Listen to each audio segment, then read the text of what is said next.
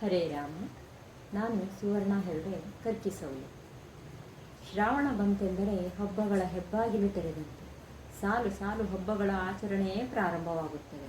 ಹಾಗೆ ಬರುವ ಒಂದು ಹಬ್ಬವೆಂದರೆ ಶ್ರೀಕೃಷ್ಣ ಜನ್ಮಾಷ್ಟಮಿ.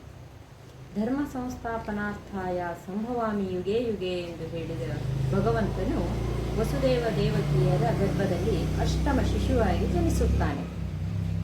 ಅವನ ವಸುದೇವ ಮತ್ತು ದೇವಕಿಯರಿಗೆ ಜನಿಸಿದ ಅಷ್ಟೂ ಶಿಶುಗಳನ್ನು ಅಲ್ಲಿಯವರೆಗೆ ಕಂಸನು ಕೊಂದಿರುತ್ತಾನೆ. ಕಂಸನೆಂದರೆ ದೇವಕಿಯ ಅಣ್ಣ.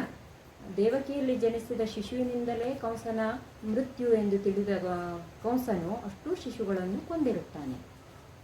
ಹಾಗೆ ಈ ಶಿಶು ಜನಿಸುವಾಗ ಒಂದು ಪವಾಡ ನಡೆಯುತ್ತದೆ. ಕಾರಾಗೃಹವನ್ನು ಕಾಯುತ್ತಿದ್ದ ಎಲ್ಲ ಕಾವಲು ಭಟರು ಗಾಢ ನಿದ್ರೆಗೆ ಜಾರುತ್ತಾರೆ. ಆ ಸಮಯದಲ್ಲಿ ವಸುದೇವನಿಗೆ ಒಂದು ಗಾಢ ಬೆಳಕು ಕಾಣಿಸುತ್ತದೆ. ಆ ಪ್ರಖರ ಬೆಳಕಿನ ಜೊತೆಗೆ ಒಂದು ವಾಣಿಯು ಕೇಳಿಸುತ್ತದೆ. ಈಗ ಜನಿಸಿದ ಶಿಶುವನ್ನು ತೆಗೆದುಕೊಂಡು ಹೋಗಿ ಗೋಕುಲದಲ್ಲಿ ಇರಿಸಬೇಕೆಂದು, ಗೋಕುಲದಲ್ಲಿ ಆಗ ತಾನೇ ಯಶೋದೆಗೆ ಜನಿಸಿದ ಶಿಶುವನ್ನು ತಂದು ಅವನ ಪಕ್ಕದಲ್ಲಿಟ್ಟುಕೊಳ್ಳಬೇಕೆಂದು ಕೇಳಿಸುತ್ತದೆ. ಹಾಗೆ ಹುಟ್ಟಿದ ಶಿಶುವನ್ನು ವಸುದೇವನು ನಂದ ಗೋಕುಲಕ್ಕೆ ತೆಗೆದುಕೊಂಡು ಹೋಗಿ ಇಡುತ್ತಾನೆ. ಹಾಗೆ ಅಲ್ಲಿ ಹುಟ್ಟಿದ ಹೆಣ್ಣು ಮಗುವನ್ನು ತಂದು ತನ್ನ ಪಕ್ಕದಲ್ಲಿಟ್ಟುಕೊಳ್ಳುತ್ತಾನೆ.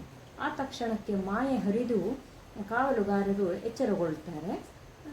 ವಸುದೇವನಿಗೆ ಅಲ್ಲಿಯವರೆಗೂ ನಡೆದ ಎಲ್ಲ ಘಟನೆಗಳು ಅವನ ಸ್ಮೃತಿಯಿಂದ ಜಾರಿ ಹೋಗುತ್ತವೆ. ಹಾಗೆ ಹುಟ್ಟಿದ ಶಿಶುವನ್ನು ಕಂಸನು ಕೊಲ್ಲಲು ಯತ್ನಿಸಿದಾಗ ಆ ಶಿಶು ಅವನ ಕೈಯಿಂದ ಜಾರಿ ಹೋಗಿ ನಿನ್ನನ್ನು ಕೊಲ್ಲುವ ಶಿಶು ಬೇರೆಡೆ ಬೆಳೆಯುತ್ತಿದೆ ಎಂದು ಹೇಳಿ ತಕ್ಷಣಕ್ಕೆ ಮಾಯವಾಗುತ್ತದೆ. ಕಂಸನು ಚಿಂತಾಕ್ರಾಂತನಾಗಿ ಎಲ್ಲ ಕಡೆಯೂ ವಿಚಾರಿಸಲು ಪ್ರಾರಂಭ ಮಾಡುತ್ತಾನೆ. ಇತ್ತ ನಂದಗೋಕುಲದಲ್ಲಿ ಹುಟ್ಟಿದ ಶಿಶುವು ಶ್ಯಾಮಲ ವರ್ಣದ್ದಾಗಿರುವುದರಿಂದ ಅದಕ್ಕೆ ಕೃಷ್ಣನೆಂದು ನಾಮಕರಣ ಮಾಡಿ ಗೋಪಿಯರು ಅತ್ಯಂತ ಪ್ರೀತಿಯಿಂದ ಆ ಮಗುವನ್ನು ಬೆಳೆಸಲು ಪ್ರಾರಂಭ ಮಾಡುತ್ತಾರೆ. ಆ ಮಗುವಾದರೂ ವಿನೋದಗಳಿಂದ ಬೆಳೆಯಲಾರಂಭಿಸಿ ನಂದ ಗೋಕುಲಕ್ಕೆ ಒಂದು ಹೊಸ ಹರುಷವನ್ನು ತರುತ್ತದೆ. ಅಲ್ಲಿ ಇರುವ ಎಲ್ಲ ಜನರಿಗೂ ಅಚ್ಚುಮೆಚ್ಚಿನ ಮಗುವಾಗಿ ಬೆಳೆಯುತ್ತಾನೆ. ಆ ಶ್ರೀಕೃಷ್ಣನು ಬಾಲ್ಯದಿಂದಲೇ ತನ್ನ ಒಂದು ದೈವತ್ವವನ್ನು ತೋರಿಸಲು ಪ್ರಾರಂಭ ಮಾಡುತ್ತಾನೆ. ಬೆಣ್ಣೆ ಕದಿಯುವುದು, ಈ ಥರ ಅನೇಕ ಬಾಲ ಲೀಲೆಗಳನ್ನು ಮಾಡುತ್ತಾ ನಂದ ಗೋಕುಲದಲ್ಲಿ ಬಹು ಮುದ್ದಿನ ಮಗುವಾಗಿ ಬೆಳೆಯುತ್ತಾನೆ. ಇತ್ತ ಕಂಸನು ಎಲ್ಲ ಕಡೆ ಅನೇಕ ದೈತ್ಯರನ್ನು ಹುಟ್ಟಿದ ಶಿಶುಗಳನ್ನು ಕೊಲ್ಲಲು ಕಳುಹಿಸಿದಾಗ ಇಲ್ಲಿ ಕೃಷ್ಣನನ್ನು ಕೊಲ್ಲ ಬಂದ ಎಲ್ಲ ರಾಕ್ಷಸರನ್ನು ತನ್ನ ಅತ್ಯಂತ ಶಕ್ತಿಶಾಲಿ ಮಾರ್ಗದಿಂದ ಕೃಷ್ಣನು ಅವರೆಲ್ಲರನ್ನು ಕೊಂದು ಮುಗಿಸುತ್ತಾನೆ. ಹಾಗೆ ಮುಂದೆ ಬೆಳೆದು ದೊಡ್ಡವನಾಗಿ ನಂದ ಗೋಕುಲದ ಅನೇಕ ಬಾಲ್ಯದಲ್ಲಿಯೇ ಕಾಳಿಂಗ ಮರ್ದನ, ಪೂತನ ಸಂಹಾರ ಮೊದಲಾದ ಹಾಗೆ ನೋಡಿದರೆ ಶ್ರೀಕೃಷ್ಣನು ತನ್ನ ಬಾಲ್ಯದಿಂದ ತನ್ನ ಜೀವಿತಾವಧಿಯಲ್ಲಿ ತನ್ನ ದೈವತ್ವವನ್ನು ಪ್ರಾರಂಭದಿಂದಲೂ ಪ್ರಕಟಿಸಿಕೊಂಡೇ ಬಂದಿದ್ದಾನೆ. ಅನೇಕ ರಾಕ್ಷಸರ ಸಂಹಾರವಿರಬಹುದು, ಅವನ ಮುತ್ಸದ್ದಿತನವಿರಬಹುದು, ಮುಂದೆ ಬೆಳೆದಂತೆ ಪಾಂಡವ ಕೌರವರ ನಡುವಿನ ಸಂಪರ್ಕದಲ್ಲಿ ಇರಬಹುದು, ಅಥವಾ ಮಹಾಭಾರತದ ಯುದ್ಧ ಸಮಯದಲ್ಲಿ ಇರಬಹುದು. ಎಲ್ಲ ಕಡೆಯೂ ನಾವು ಅವನ ದೈವತ್ವವನ್ನು ಪ್ರತ್ಯಕ್ಷವಾಗಿ ಕಾಣಬಹುದು. ಹಾಗೆಯೇ ಯವನಾವಸ್ಥೆಗೆ ಬಂದ ಕೂಡಲೇ ಶ್ರೀಕೃಷ್ಣನು ಮಥುರೆಗೆ ಹೋಗಿ ಕಂಸನನ್ನು ಮಲ್ಲಯುದ್ಧದಲ್ಲಿ ಕೊಂದು ತನ್ನ ತಂದೆ ತಾಯಿಯರನ್ನು ಬಂಧನದಿಂದ ಬಿಡುಗಡೆಗೊಳಿಸುತ್ತಾನೆ. ಹಾಗೆಯೇ ಕೃಷ್ಣನ ಜನ್ಮ ದಿನವನ್ನು ಆಚರಿಸುವ ಬಗೆಯು ಬೇರೆ ಬೇರೆ ಕಡೆ ಬೇರೆ ಬೇರೆ ರೀತಿಯದ್ದೇ ಆಗಿದೆ. ನಾವು ಯಾವ ಕಡೆ ನೋಡಿದರೂ ಕೃಷ್ಣನ ಬಾಲಲೀಲೆಗಳನ್ನು ಮಾತ್ರ ಆಚರಣೆಯಲ್ಲಿ ಕಂಡುಬರುತ್ತದೆ.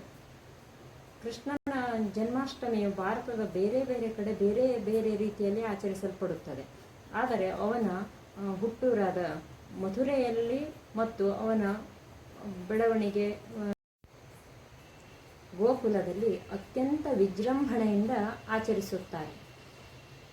ಆದರೆ ಅಲ್ಲಿ ಆಚರಣೆಯಲ್ಲಿ ನಡೆಯುವ ಬೇರೆ ಬೇರೆ ರೀತಿಯ ನಾಟಕಗಳು, ನೃತ್ಯ ರೂಪಕಗಳು ಎಲ್ಲದರಲ್ಲೂ ಕೃಷ್ಣನ ಬಾಲ್ಯವನ್ನು ಮಾತ್ರ ಕಾಣಬಹುದು. ಯಾಕೆಂದರೆ ಇಂದಿಗೂ ಜನರು ಶ್ರೀಕೃಷ್ಣನನ್ನು ಪುಟ್ಟ ಮಗುವನ್ನು ಪ್ರೀತಿಸಿದಷ್ಟು, ಅವನನ್ನು ಹಚ್ಚಿಕೊಂಡಷ್ಟು ಬೇರೆ ಎಲ್ಲೂ ಅವನನ್ನು ಹಚ್ಚಿಕೊಳ್ಳುವುದು ಕಂಡುಬರುವುದಿಲ್ಲ.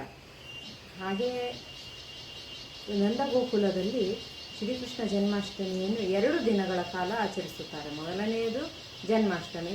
ಎರಡನೇ ದಿನ ಅಂದರೆ ನವಮಿಯ ದಿನ ನಂದೋತ್ಸವ ಎಂದು ಆಚರಿಸುತ್ತಾರೆ. ಅಂದು ಚಪ್ಪನ್ ಭೋಗ್ ಎಂದು 56 ಬಗೆಯ ಖಾದ್ಯಗಳನ್ನು ಮಾಡಿ ಶ್ರೀಕೃಷ್ಣನಿಗೆ ನೈವೇದ್ಯ ಅರ್ಪಿಸುತ್ತಾರೆ. ಹಾಗೆ ದಹಿ ಹಂಡಿ ಎಂದು ಒಂದು ಕುಡಿಕೆಯಲ್ಲಿ ಹಾಲು, ಮೊಸರು, ಬೆಣ್ಣೆ ಇವುಗಳನ್ನು ತುಂಬಿ ಒಂದು ಶಿಖರದ ತುದಿಯಲ್ಲಿ ಅದನ್ನು ತೂಗು ಬಿಡುತ್ತಾರೆ. ಹಾಗೆಯೇ ಯುವಕರ ಗುಂಪೊಂದು ಅದನ್ನು ಒಡೆದು ಹಬ್ಬವನ್ನು ಸಂಭ್ರಮಿಸುತ್ತಾರೆ. ಇದು ನಮ್ಮ ಉಡುಪಿಯಲ್ಲೂ ಕಂಡುಬರುತ್ತದೆ. ಇದನ್ನು ವಿಟ್ಲಪಿಂಡಿ ಎಂದು ಕರೆಯುತ್ತಾರೆ. ನಮ್ಮ ಕರ್ನಾಟಕದಲ್ಲಿ ಉಡುಪಿ ಶ್ರೀಕೃಷ್ಣನ ಶ್ರೇಷ್ಠ ಸ್ಥಳ. ಅಲ್ಲಿ ಅತ್ಯಂತ ಅದ್ಧೂರಿಯಾಗಿ ಸುಮಾರು 40 ದಿನಗಳ ಕಾಲ ಶ್ರೀಕೃಷ್ಣ ಜನ್ಮಾಷ್ಟಮಿಯನ್ನು ಆಚರಿಸುತ್ತಾರೆ. ಇನ್ನು ಶ್ರೀ ವೈಷ್ಣವರಲ್ಲಿ ಶ್ರೀಕೃಷ್ಣನು 9ನೇ ಅವತಾರವೆಂದು ನಂಬುತ್ತಾರೆ. ಹಾಗಾಗಿ ಅವನ ಜನ್ಮದಿನವನ್ನು ನವಮಿಯ ದಿನ ಆಚರಿಸುವ ಪದ್ಧತಿ ಬೆಳೆದು ಬಂದಿದೆ. ಅಲ್ಲದೆ ಶ್ರೀಕೃಷ್ಣನ ಬಾಲ್ಯವನ್ನು ನೆನಪಿಸುವಂಥ ಅನೇಕ ಬಗೆಯ ನಾಟಕಗಳು ನಡೆಯುತ್ತವೆ. ಹಾಗೆಯೇ ಇಂದಿನ ದಿನಗಳಲ್ಲಿ ಅದು ಒಂದು ರೀತಿಯ ಆಡಂಬರದ ಆಚರಣೆಯಾಗಿ ಕಂಡುಬರುತ್ತಿದೆ. ಇಲ್ಲಿ ಜನ್ಮದಿನದ ಅಥವಾ ಹಬ್ಬದ ವೈಶಿಷ್ಟ್ಯವನ್ನು ಆಚರಿಸುವುದಕ್ಕಿಂತ ಬೇರೆ ಬೇರೆ ಆಡಂಬರಗಳೇ ಹೆಚ್ಚಾಗಿ ಕಂಡುಬರುತ್ತವೆ.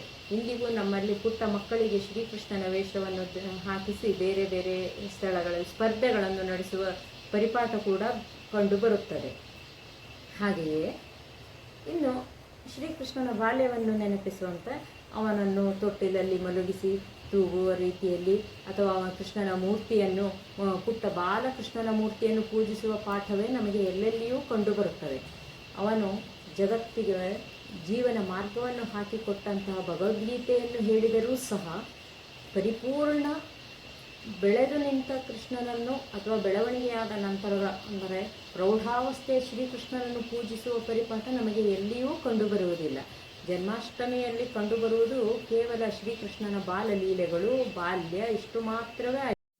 ಶ್ರೀಕೃಷ್ಣನಿಗೆ ಹಸುಗಳೆಂದರೆ ತುಂಬ ಪ್ರೀತಿ ಮತ್ತು ಹಸುವಿನ ಉತ್ಪನ್ನಗಳನ್ನು ಅವನು ಅತ್ಯಂತ ಪ್ರೀತಿಯಿಂದ ಬಳಸುತ್ತಿದ್ದನು. ಅವನಿಗೆ ಬೆಣ್ಣೆ ಕೃಷ್ಣ, ಮುದ್ದು ಕೃಷ್ಣ ಹೀಗೆ ಬೇರೆ ಬೇರೆ ಹೆಸರುಗಳಿವೆ. ಕೃಷ್ಣನ ಬಾಲ್ಯದಲ್ಲಿ ಅವನು ಎಲ್ಲ ಗೋಪಿಕೆಯರ ಮನೆಗೆ ಬೆಣ್ಣೆ ಕದಿಯುತ್ತಲೇ ಹೋಗುತ್ತಿದ್ದನೆಂದು ಪ್ರತೀತಿ ಇರುತ್ತದೆ. ಗೋಪಿಕೆಯರು ಆಗ ಕೋಪಗೊಂಡರೂ ಅವನನ್ನು ಅತ್ಯಂತ ಪ್ರೀತಿಯಿಂದ ಬೆಣ್ಣೆ ಕೊಟ್ಟು ಕಳುಹಿಸುತ್ತಿದ್ದರು. ಹಾಗಾಗಿ ಇಂದಿಗೂ ಶ್ರೀಕೃಷ್ಣನ ಜನ್ಮಾಷ್ಟಮಿಯ ದಿನ ಅವನಿಗೆ ಬೆಣ್ಣೆ ನೈವೇದ್ಯವೇ ಅತ್ಯಂತ ಶ್ರೇಷ್ಠವಾದುದಾಗಿದೆ.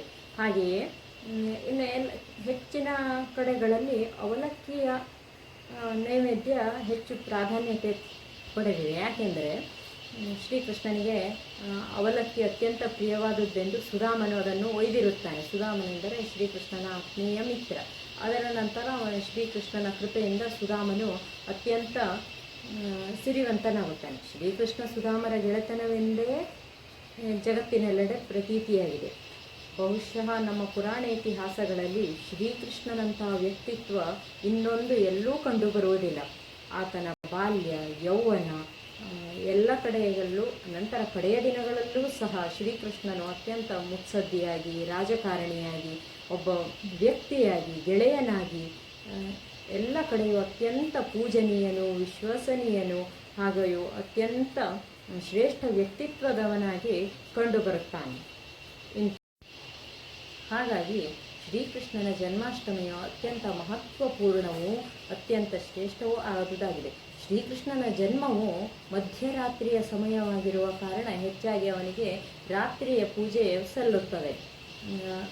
ಹಾಗೆಯೇ ಕೆಲವರು 9ನೇ ದಿನ ಅಂದರೆ ನವಮಿಯ ದಿನವೂ ಆಚರಿಸುವ ಪದ್ಧತಿಯು ಕೆಲವು ಕಡೆ ಕಂಡುಬರುತ್ತದೆ. ತನ್ನ ಎಲ್ಲ ಅವತಾರಗಳಲ್ಲಿಯೂ ಭಗವಂತನು ಶ್ರೀಕೃಷ್ಣನ ಅವತಾರದಲ್ಲಿ ತನ್ನ ಪರಿಪೂರ್ಣ ಅಂಶವನ್ನು ನೀಡಿರುತ್ತಾನೆ. ಹಾಗಾಗಿಯೇ ಗೀತಾಚಾರ್ಯನಾಗಿ ಜಗದ್ಗುರುವಾಗಿ ಶ್ರೀಕೃಷ್ಣನು ಸದಾ ವಂದ್ಯನು, ಲೋಕನಾಯಕನು, ಜಗನ್ನಿಯಾಮಕನು ಆಗಿರುತ್ತಾನೆ. ಹಾಗಾಗಿ ಶ್ರೀಕೃಷ್ಣನ ಜನ್ಮಾಷ್ಟಮಿಯನ್ನು ಅತ್ಯಂತ ಅರ್ಥಪೂರ್ಣವಾಗಿ ಆಚರಿಸುತ್ತಿರುವುದು ಒಂದು ಅತ್ಯುತ್ತಮ ವಿಧಾನವೇ ಆಗಿದೆ. ಕೃಷ್ಣಂ ವಂದೇ ಜಗದ್ಗುರು.